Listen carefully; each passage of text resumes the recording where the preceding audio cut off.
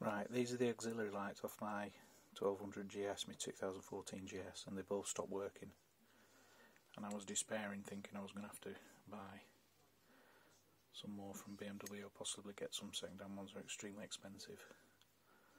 But don't despair, because I've got them working again. And I'm going to sort of try and show you how I've done it. So, first thing to do is obviously take them off the bike. Now one side, the terminals down where the plug goes in were dirty. They're a bit difficult to get to, and I wanted to try and get the bulb out anyway. So if you look in there, there's 3 screws, one down there, one down there, and one down there.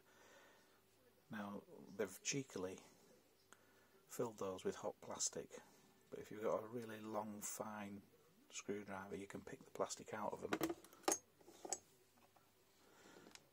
And you end up with these. That's them.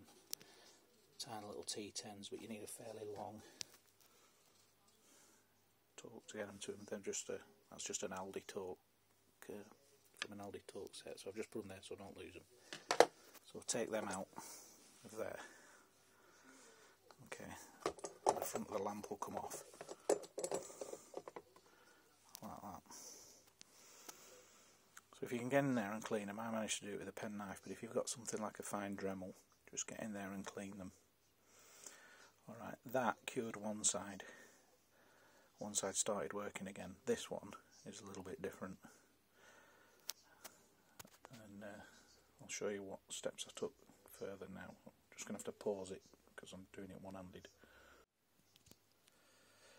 Right, so this bulb is held into this surround by these 4 clips. They're just little spring clip type things. 1, 2, 3, 4, one there. I'm just going to pause it while I just ease them back because I can't do it with one hand.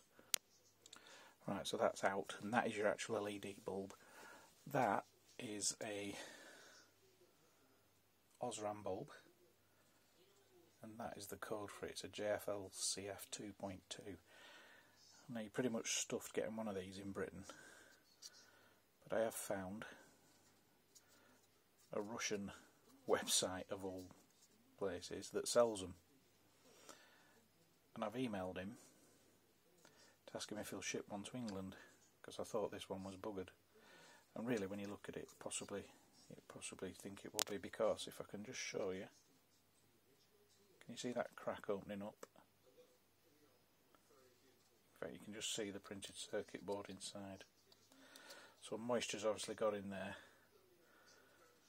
and stopped it working. Also, this thing here, this tiny little white, there's a hole behind that into the bulb, and that's just a tiny little paper. It's not even a plug. It's like just a paper cover. Oh bloody hell! With a bit of glue on it. As you can see, it's not even that sticky. So what I'm going to do today, and I've done it with that one, I'm going to hot glue over that to stop water getting in, and I'm going to hot, because this is working again now it dried out, I'm going to hot glue that crack. So hopefully we shouldn't have any more drama with it. So I'll just pause it again, get set up. Right, so I'm just going to literally put a tiny blob on that.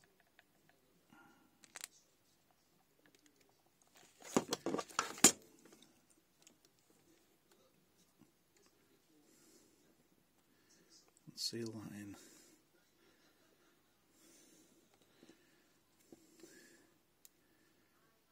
I'm quite happy with that, that's good. This bit's going to prove a bit more difficult. I think what I'm going to do is hold it open with a screwdriver first, so just let me set that up. Right, so I've just wedged that gap open with a tiny bit of wire, mainly because I don't want it to get any worse. It's still held, the crack goes from about there to similar on the other side. So what I'm going to try and do is just gently as I can. Come on.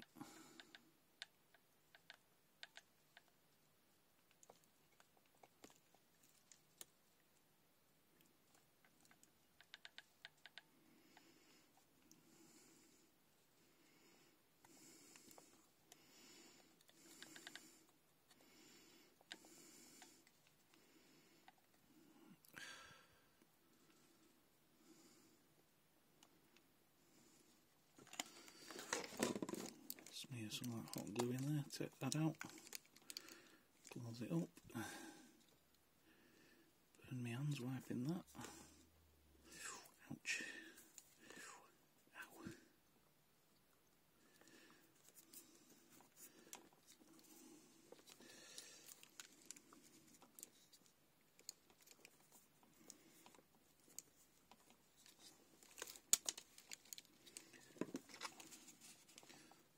So hopefully I've got some in the gap. I'll now just go over the top of it, because there's room in the housing to,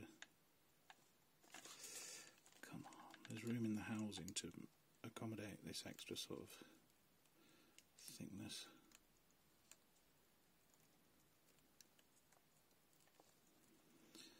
Of glue that's going on.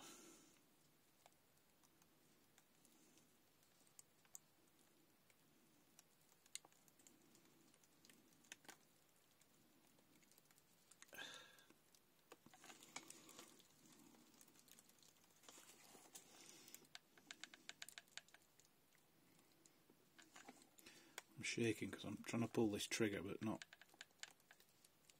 fire loads of plastic out.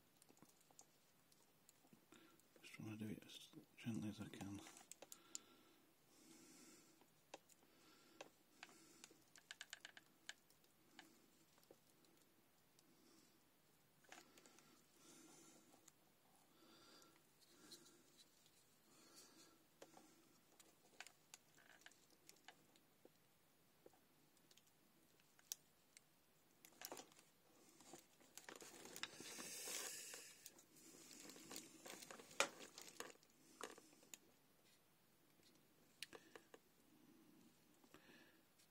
Probably as good as I'm going to get it.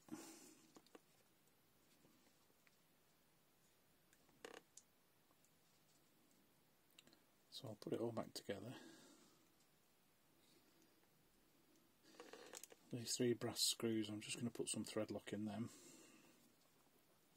This is the heat sink. I don't think these bulbs are expensive. I'd be surprised if they're that.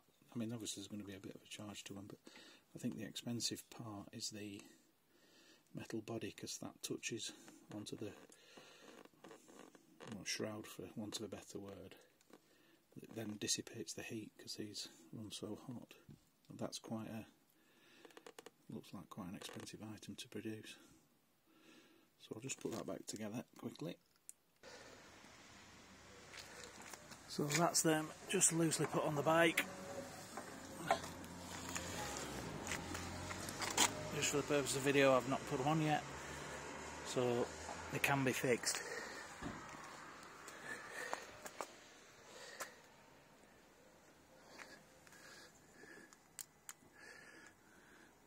So give it a go.